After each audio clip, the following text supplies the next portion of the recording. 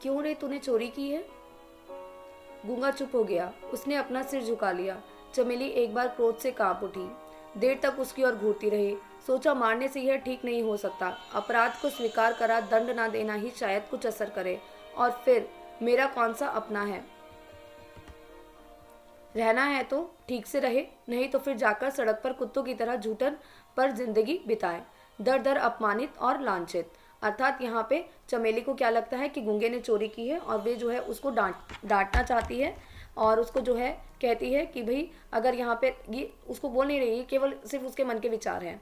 ठीक है, वो उसे कहीं ना कहीं सोचती है कि भाई अगर मैं यहाँ से इसको निकाल दूंगी तो बाहर जाएगा कि दर दर की ठोकरें खाएगा, कुत्तों की तरह झूठन जो है खाएगा और अपमानित होएगा। लोग जो है उसे अपमानित करेंगे, उसे लांछित करेंगे। ठीक है, तो ये सारी की सारी बातें जो है गूंगे के लिए जो है चमेली सोच रही होती है। गूंगे ने जो है सर झुका रखा है, वो चोरी को स्वीकार नहीं करता, अपनी गलती को मानता नहीं है। आगे बढ़कर गूंगे का हाथ पकड़ लिया और चमेली क्या करती है, गूंगे का हाथ पकड़ लेती है और उसे जो है इशारा करती है, द्वार की ओर इशारा करके दिखाया, निकल जा। गूंगे जैसे समझा नहीं। गूंगे को समझ लिया है कि चमेली आखिर कह क्या रही है। बड़ी बड़ी आंखें फाड़े देखता रहा। चमेली को जो है गूंगा देख रहा था। कुछ कहने को शायद एक बार होठ खुले भी, किंतु कोई स्वर नहीं निकला। गूंगा कुछ बोला ही नहीं।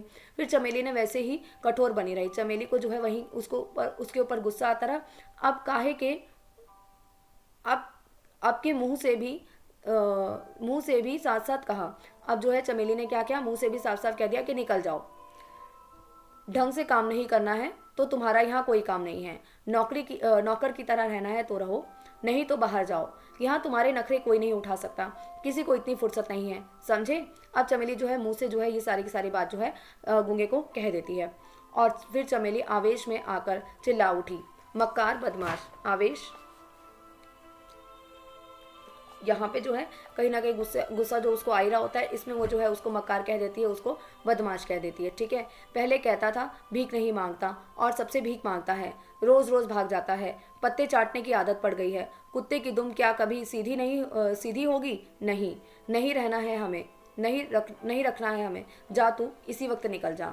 अब वसंता जो है बहुत सारी ऐसी बातें कह रही है जो गूंगे के अंदर थी नहीं। क्यों? क्योंकि गुस्से के अंदर आदमी को पता नहीं होता कि वो क्या बोल रहा है। उसे बस ये पता होता है कि मुझे इसको गलत बोलना, और गलत ही बातें जो है कहीं ना कहीं यहाँ पे जो है चमेली के मुंह से निकल जाते हैं। किंतु वह शोभ, वह क्रोध सब उसके सामने निष्फल हो गया। अर्थात जो भी यहाँ पे चमेली गूंगे को कह रही थी, वो सारी की सारी बातें जो है क्या हो गई, यहाँ पे निष्फल रही, वे हार गई। ठीक है, शोभ हुआ उसे दुख हुआ। जैसे मंदिर की मूर्ति कोई उत्तर नहीं देती, वैसे ही उसने भी कुछ नहीं कहा। अर्थात गूंगे ने कोई उत्तर नहीं दिया। जो भी चमेली उसको बोले जा रही थी वो बिल्कुल उसको जवाब नहीं दे रहा था। ठीक है, जिस तरीके से मंदिर में जो मूर्तियां होती हैं वो कुछ भी नहीं बोलती, वैसे ही गूंगा भी एक मूर्ति के समान वहां पे खड़ा रहा। केवल इतना समझ सका कि मालकिन नाराज है और निकल जाने को कह रही हैं।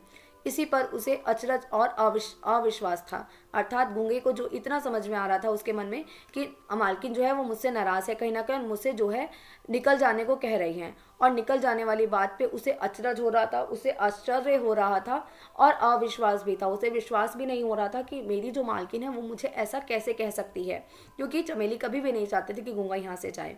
चमेली अपने आप लज्जित हो गई। अर्थात उसे खुद ही शर्म आ गई कि वो कर क्या रही है, कैसा मूर्ख है। क्योंकि चमेली गूंगे को इस तरीके की बातें समझा पाना कि आप उसे गलत बोल रहे हो और वो भी वो व्यक्ति गलत बोल रहा है, जो गूंगा सोच भी नहीं सकता कि चमेली उसके बारे में इतना सब कुछ कहेगी, तो वे जो है अपने आप ही जो है लज्जित हो गई। कैसी मूर्ख है वह, बहरे से ना जाने क्या क्या कह रही थी, वही क्या कुछ सुनता है। अर्थात जब गूंगा है वो सुन ही नहीं सकता तो उसको इतनी सारी बातें बोलने का क्या मतलब रह गया। तो वह खुद ही अपने आप में लज्जित हो जाती है, शर्म आ जाती है उसको, या वे अपने आप को ही अपमानित कहीं ना कहीं महसूस करने लगती है। हाथ पकड़कर जोर से एक झटका दिया और उसे दरवाजे के बाहर धकेल कर निकाल दिया। गूंगा धीरे धीरे चला गया। चमेली देखती रही। करीब घंटे भर बाद शकुंतला और वसंता दोनों चिल्ला उठे। अर्थात उसने जो है धक्का देकर जो है कहीं ना कहीं चमेली ने गूंगे को निकाल तो दिया, परंतु एक घंटा भर भी नहीं हुआ था कि शकुंतला और वसंता दोनों जो है ऊपर से दोनों चिल्ला उठे, अम्मा अम्मा।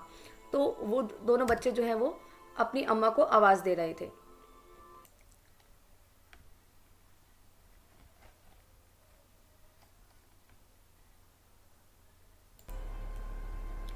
जब बच्चे चिल्ला रहे होते हैं तो चमेली छत पर होती है और चमेली कहती है कि क्या है। चमेली ने ऊपर से पूछा। गूंगा। वसंता ने कहा कि गूंगा, किंतु कहने से पहले ही नीचे उतरकर देखा। गूंगा खून से भीग रहा था, उसका सर फट गया था। वह सड़क के लड़कों से पिटकर आया था, क्योंकि गूंगा होने के नाते वह उनसे दबना नहीं चाहता था। दरवाजे की दहलीज पर सिर रखकर कुत्ते की तरह चिल्ला रहा था, अर्थात कुत्ते की तरह चिल्ला रहा था। वे बहुत ज्यादा रो रहा था दर्द के मारे। और चमेली चुपचाप देखती रही कि इस मूक अवसाद में युगों का हाहाकार भरकर गूंज रहा था। अर्थात मूक अवसाद एक जो है उदासी भरा उसका जो है स्वर था। ठीक है, देख रही थी वो बसंता गूंगे को कि कितना जो है वो मूक है और उदासी से भरा हुआ वे गूंगा है।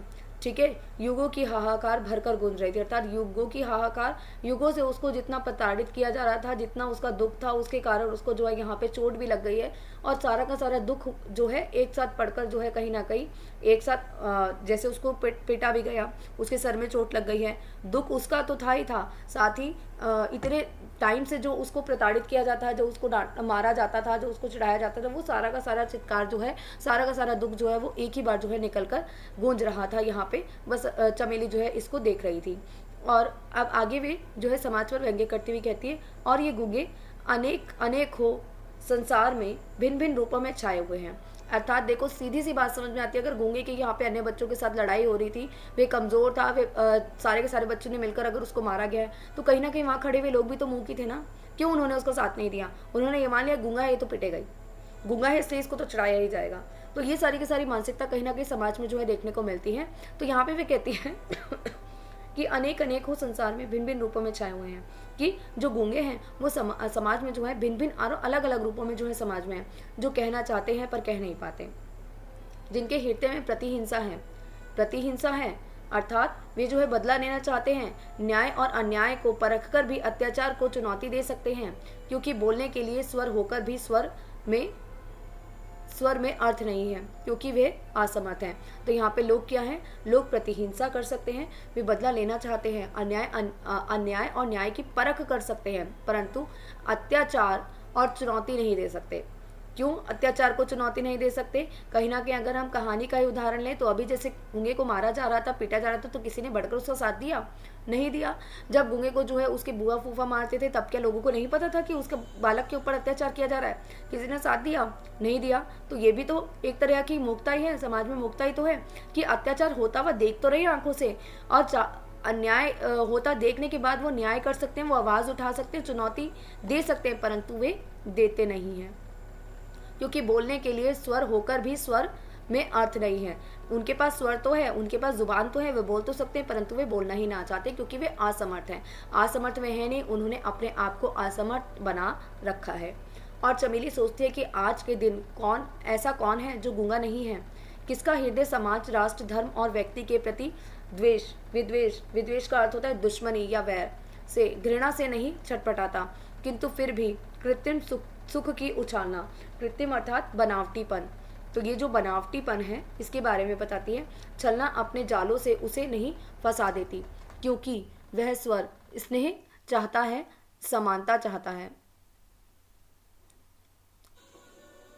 ठीक है, तो यहाँ पे क्या है, चमेली क्या बताती है कि देखो भाई, कोई भी व्यक्ति हो, कैसा भी व्यक्ति हो, उसके अंदर भी बदले का भाव आता है, उसके अंदर भी घृणा होती है, वे भी छटपटाता है, किंतु बनावटी जो समाज है उसमें क्या होता है कि जालों से उसमें फंसा देती है। बनावटी जो समाज है वो उसे इस तरीके के जालों में फंसा देती है कि वो चाहकर भी कुछ नहीं कर पाता, क्योंकि वह स्नेह चाहता है, समानता चाहता है। अर्थात गूंगे जैसा व्यक्ति जो है वो स्नेह और समानता चाहता है, वे विरोध जो है अन्य लोग जो है उसके ऊपर अत्याचार होता देखकर भी उसका जो है साथ नहीं दे पाते। तो यहाँ पे कहानी का जो अंत है, ये दोनों ही पैराग्राफ बहुत ज़्यादा इंपॉर्टेंट है। प्रश्नों की अगर देखा जाए तो बहुत ज़्यादा इंपॉर्टेंट प्रश्न जो है इन्हीं दोनों पैराग्राफ से निकल कर आएंगे, क्योंकि यहाँ पे जो है समाज का पूरी की पूरी मूर्खता को यहाँ पे दर्शाया गया है।